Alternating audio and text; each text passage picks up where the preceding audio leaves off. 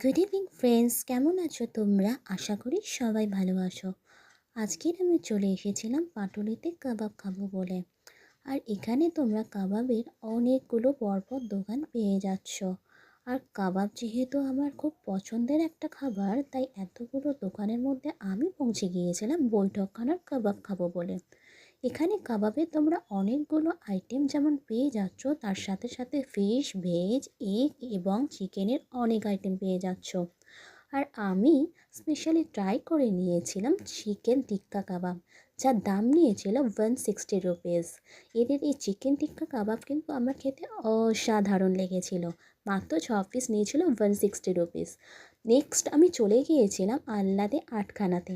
এদেরও এতগুলো আইটেমসের মধ্যে আমি বেছে নিয়েছিলাম ডিমের টেবিল, যার 2 পিস দাম নিয়ে নিয়েছিল 50 রুপিস। আর এই ডিমের টেবিলের ভেতরে যেটা